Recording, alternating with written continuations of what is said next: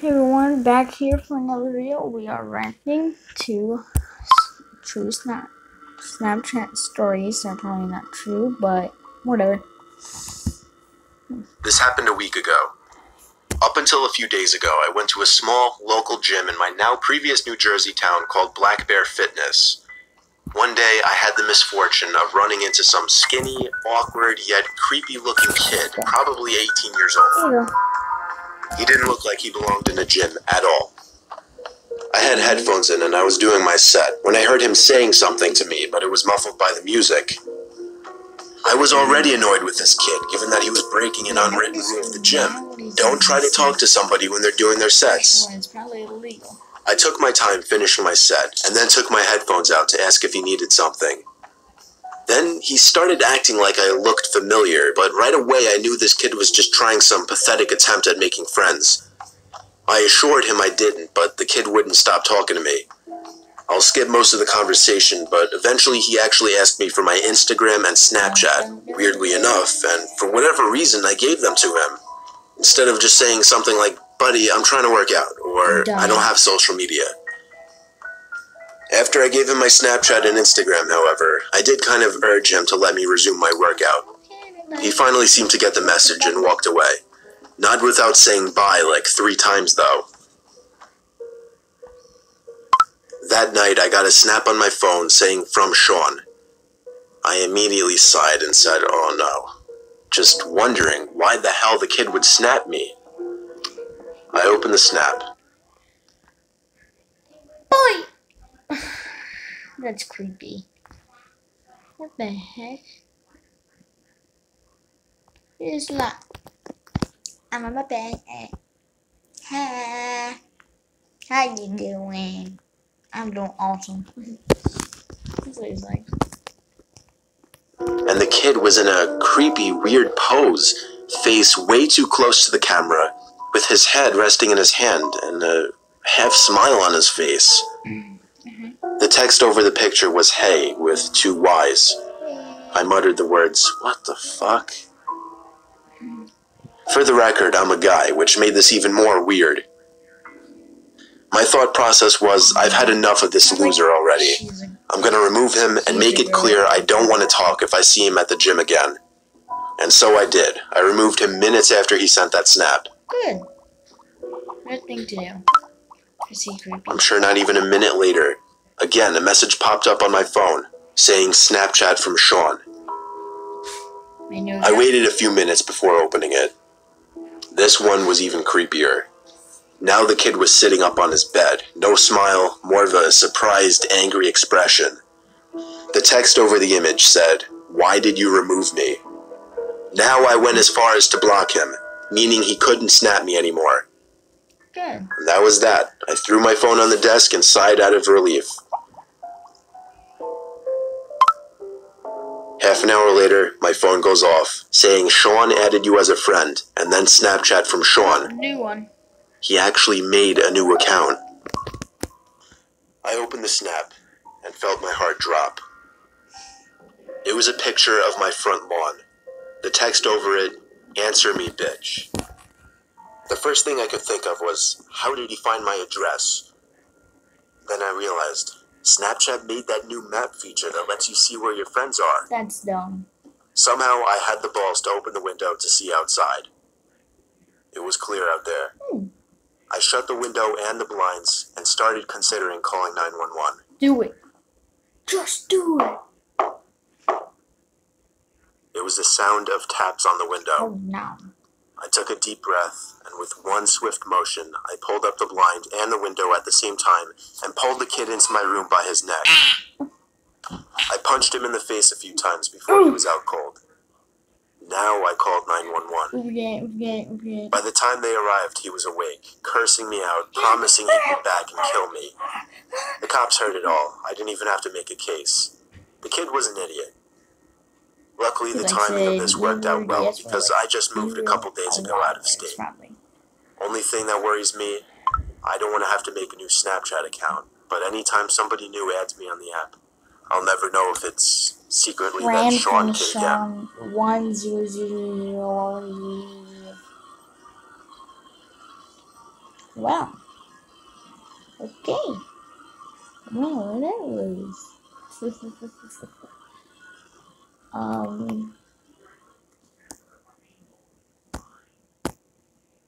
No. No. No. No, don't want to. No. Give me number 2. And they made a lot of work on this guy, so go subscribe to me, like my video, and go subscribe to them and their videos. Look at those sandals. Silver sex. Nobody does that. Ooh, not better than damn. Some malls left. Wait, what kind? Oh yeah, there's. Oh, observing to Snapchat story number. This is a short but terrifying story of something that happened when I was Snapchatting a friend. I'm pretty young. I'm only 13, still in middle school. A girl I really liked had just recently started snapping me selfie pictures, and we started messaging each other for a few nights. One night when I was watching TV, she sent me a snap of herself laying in her bed without a caption. I sent a message saying, "What's up?" Or put nothing on it. She sent another identical picture, this time with a caption saying, "Not much, you?" She set the timer to 10 seconds, so it gave me plenty of time to analyze the picture, including her bedroom in the background, and the dark outline of a person standing by her window. I quickly sent a response message, saying, "Is that your brother by the window?" She sent another identical snap, this time captioned, "What do you mean?" In this picture, the figure at the window was closer, and I could see a hand pressed up against the glass. Look at the hand. I closed the snap before the timer even ran out so I could tell her quicker. I said, "There's somebody at your window, turn around." She opened my snap almost immediately, and then I didn't hear from her again on the app. Look at this. I grew more and more worried as the minutes passed. I texted her a few times to no avail. I tried calling her a few times to no avail as well. I didn't know her house phone number, otherwise I would have called her parents. It wasn't until midnight when I was already laying in bed that she finally texted me back. She explained the whole situation. As soon as she looked at her window and saw the person standing there, she screamed. And that caused the person, who turned out to be a 20-something-year-old man, to open the window and jump into the room. From there, she ran to her parents' room and woke her dad, who went to her room to find nothing but an open window. It wasn't exactly a personal story of mine, but it freaks me out nonetheless, knowing that the only thing that saved my friend from whatever could have happened was the fact that I was able to see the window through her selfies, unbeknownst to the creeper at her window. If she just like sent texts or was blocking that window, she would have been that. She would have been this.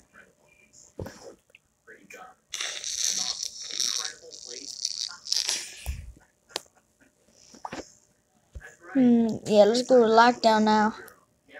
Lockdown stories. It was a typical boring day in calculus, only it was Friday, 7th period, meaning the week was almost over and spring break would finally be upon us. So everybody was getting antsy in their seats, I could tell. We didn't have a test that day like a lot of my friends did with their other teachers, so our teacher in the middle of class just decided to start playing games with us on Sporkle.com. He was a very laid-back teacher like that. Oh, I like that. As we were doing some brand logo quiz on Sporkle, I remember the exact moment it happened. You don't have to do really anywhere. Right after my friend answered a question, I remember the exact answer too, Adidas. The dean's voice came through the loudspeaker.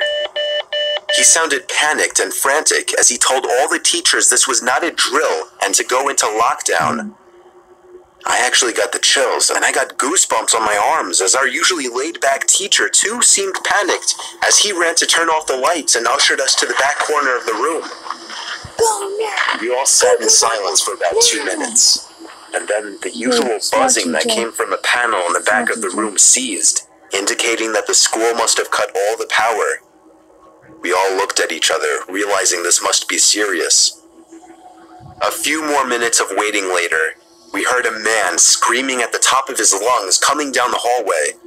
2 girls in the class actually started crying, which made all of us even more scared, Oh no. As the screaming got closer to the classroom, the lunatic-sounding man started banging on the lockers while screaming, "I'll kill all of you." It was at that moment that I started to fear for my life. My teacher shushed us as we all looked at each other to see our peers' reactions. The banging then moved from the lockers to our classroom door. And that's when one of the crying girls screamed no. The banging on the door only grew worse as the man started screaming, "Open up." Two of the girls in the class were crying out loud now. It felt like an eternity that man was pounding at the door. But eventually, he finally continued down the hallway, screaming like a mentally insane person until we could not hear him anymore. I'd say 10 minutes later, though it felt like half an hour given the situation, the dean came back on the loudspeaker explaining the situation, which was surprising for him to do. He explained that some apparently mentally unstable person entered the building and assaulted the woman sitting at the front desk, causing her to flee the building screaming, and staff wasn't sure if the man was armed or not. Now, this was before the school had cameras or could afford proper security, so the school was wide open to something like this happening. The staff had done a sweep of all the hallways and classrooms and couldn't find him, so the dean instructed the teachers to resume teaching but to keep all the doors locked and to not let any students leave for any reasons. The most disturbing part, however, is that one of the janitors working the night shift found the man sleeping in one of the storage closets near the back end of the school, and according to rumors that were spread by my peers, sticking out of his pocket was a .44 Magnum. The janitor must have done something stupid to wake him up, for example, leaving the closet door open, because by the time a police officer could arrive on the scene, the man was gone. My entire class, as far as I know, to this day, has no idea if this man was ever found, but I like to think that right now, he's being given the proper help that he needs. You're out of here. You're not going to the school anymore.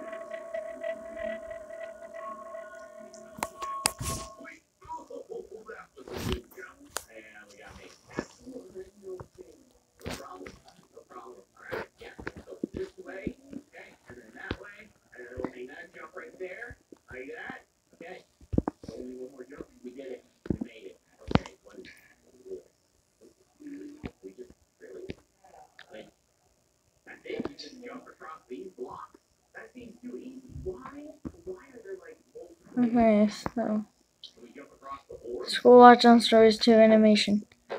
So just lying down, we're going to focus the attention on the different parts of the body.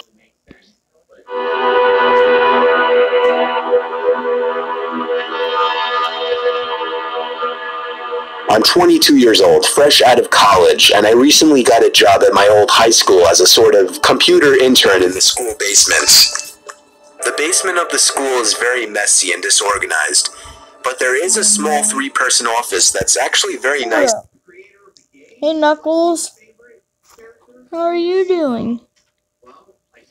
If you look at that box, look at some boxes, you'll see Knuckles. Do you know the way? Down there. It has 3 nice big desks, 2 mini fridges, a flat screen TV mounted on the wall, and oh so satisfying air conditioning, a luxury the students and teachers cannot enjoy in the school. And of course all the school servers and other computery stuff. This school already gets. I got the job because 3 of my old computer teachers flat out adored me. I could actually consider them as real friends, not just teacher figures, so they all helped tremendously in landing me this job.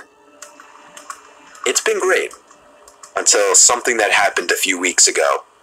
My 2 co-workers that shared the office with me, Dave and Gary, weren't in the office at the time. They were upstairs working on papers or whatever. I was eating my sandwich during my lunch break when I got a phone call from one of the women in the front office telling me the school was on lockdown and that somebody, possibly armed, had entered the school. There wasn't much that I could do other than turn off the lights because, surprisingly, as nice as this little office was, it didn't have an actual door to it, just a big opening, and the door to the whole basement didn't even have a working lock. For my own safety, I did turn off all the lights in the office and my computer screen. I kept my phone on the desk, texting both Gary and Dave, but they wouldn't respond. I sat down there in the dark, playing games on my phone for like 20 minutes, waiting for the call from up front to tell me to resume working. I had no idea what was happening. I couldn't hear what was going on upstairs from down here. But I was not allowed to make any calls until I was informed that the lockdown was over. Then the noisy basement door opened as the creaking echoed across the basement and into my office. I sat up from my seat, wondering if I should call out Gary or Dave. I was eager to get some info from them. Someone then came running down the stairs, and their footsteps were approaching my office. I pushed away my chair and crawled under my desk. Somebody entered the office but did not turn on the lights. There was just silence. I can't even describe the fear I was experiencing. I felt like if I made one sudden noise, I'd be a dead man. Suddenly, my phone dinged as I got a text message.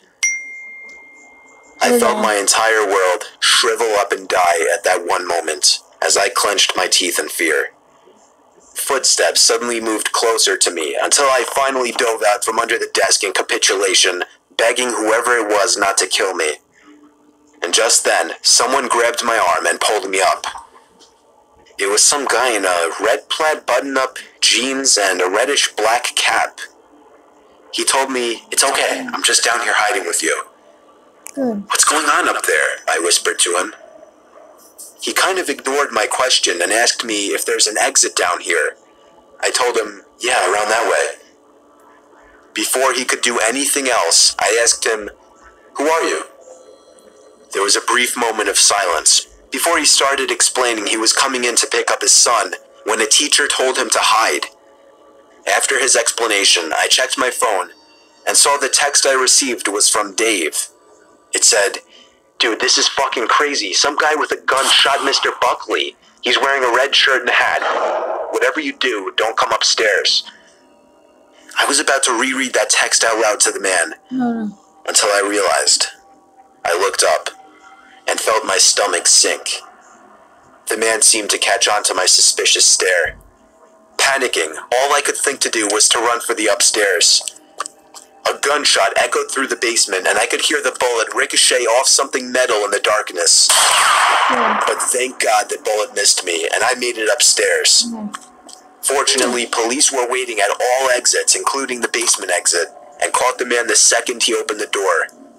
More good news, our teacher, Mr. Buckley, survived the gunshot. It was later determined that the man and Mr. Buckley had some beef for whatever reason, but that was never revealed. All we know is that Mr. Buckley couldn't have done anything that would have warranted this kind of reaction. And I know that the sound of that gunshot will forever echo in my mind.